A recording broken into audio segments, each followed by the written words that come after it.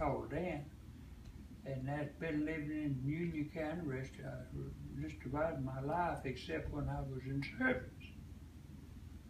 I did go up north and work a couple of times, but I didn't stay too long each time. 6 months, about as long as I stayed up there. Yes, sir. Okay, yeah, your name. Can you please tell your name? Emma Watson. Yes, sir. Growing up during segregation, can you recall any early incident when you recognized a difference of treatment on account of color? No, I didn't. I never have had no problem with color all my life. All my life. I worked with them and everything, and I drove truck with them. I sat at the table and eat with them, some of the drivers, and all. I will say this, I'm not a person can say, well, it's all right to marry in a marriage. Mm-hmm. I just don't believe it. That's my belief in that. Okay? Is that good enough? Yes. You answer honestly. Okay, were there articles, books, films, speeches, newspapers, or key figures that influenced your thinking about race relations? Yeah, I don't read stuff like that. I do not read it because I don't want to get involved in it. Some people say, well, they get reading and then they draw up opinion. I don't do it. I just don't do it. Do you remember family members, friends, or individuals in your community being discriminated against under legal segregation? No, I don't remember nobody being, when I grew up, because there wasn't too many people, colored people. See, I was about, I'd say 15, 16, 17 years old before I could even come to York by myself. Mm-hmm. And then I went to pool hall or something like that, just something to kill time, a swimming pool or something like that. So I didn't have no dealing with other people amount to anything at all until I started working public work. Then I'm a running ball, and I have never had a crossword with none of them, as far as I know. Did men and women respond differently or similarly to legal segregation? Did men and women in your community feel differently about racial segregation? If so, in what way? Well, just like I told you then, back then I was growing up enterprise my life, most of it, and around Union County here, and we didn't have no problem with relations with colored people. In fact, we had Hattie Stones live right back over yonder now on Hattie Stones Road, and they live right above us. They come down there and pick vegetables out of Daddy's garden, and everything was mighty good. I mean, no problem whatsoever. If you attended a segregated school, how did it compare with schools attended by students of the opposite race? Well, when I was school, there wasn't no segregation then, see. It wasn't, it's white schools and colored schools in them. And same way with churches back years ago. I say it started in the late, probably in the 60s, or just guessing, somewhere in the neighborhood there where they started. I do remember this now. I seen it, of course. I didn't have no association with them, no way. When I come from overseas in 48, first thing I seen in a cafe is white and colored woman, colored man. But that was in Seattle, Washington. Yeah. And I didn't even speak to them or nothing, see. But now when the Martin Luther King got killed, I went in up at Memphis, nobody bothered me, and I didn't bother them. In fact, the dispatch told me, said, you gotta go back and get another load of freight out of that.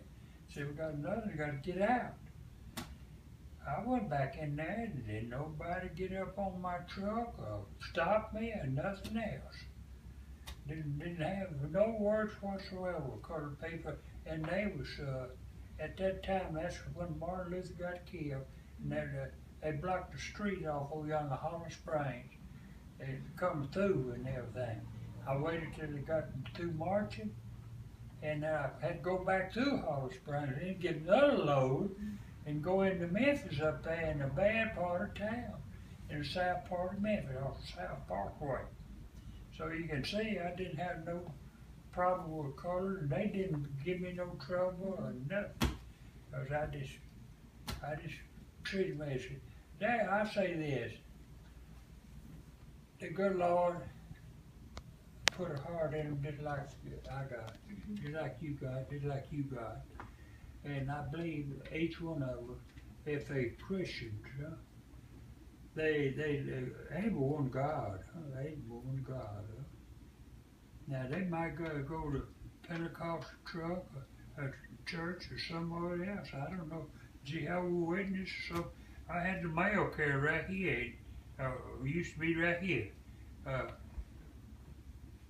Lights really right up here now. He come to my house several times to talk to me. I didn't have no problem with him. He was Jehovah's Witness, but I was Presbyterian, but I still didn't have no problem with him.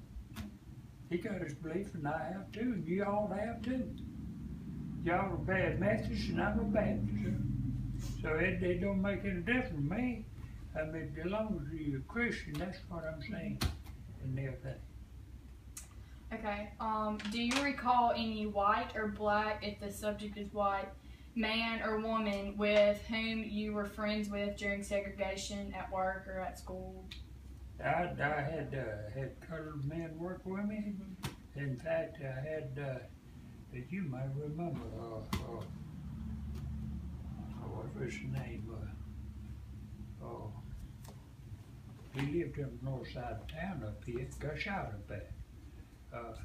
A little colored boy down. I used to work 30 for some men, colored people, and I worked high as 30 colored people. I worked in the cafe for 10 years. I had cooks in there. Every of my cooks was colored. I didn't have no problem with them. And when I worked 30 people, colored people at a time, I didn't have no problem with them. And the last one, where do you think African Americans in Mississippi have made the most progress since 1930? Where do you think the least progress has been made? And did African Americans gain from the civil rights struggle? Well, I think they gained some. I think they brought some of it on themselves, just like it is up in Baltimore, Maryland now. Just like it was out in Missouri. The last man I remember had TV on and seen him rest. It was out-of-state man. See what I'm saying? They bring it on themselves, some of them. This younger generation, some of them bring it on themselves. I realize they want equal opportunity. And they're getting it every day. But the thing about it, they gonna have to take time. They didn't get there overnight, and they're not gonna come out overnight. That's my feeling now. And it's gonna get worse. I mean, if they just keep going like this now, most of the colored people right now is marching is under 30 years old. Is under 30 years old now, and lots of parents.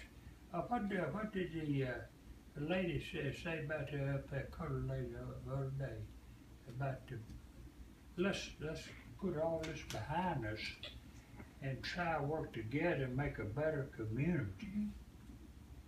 Now, white and the color I got game over here.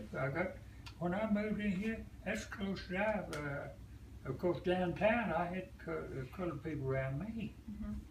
I never had no problem with them. No problem whatsoever.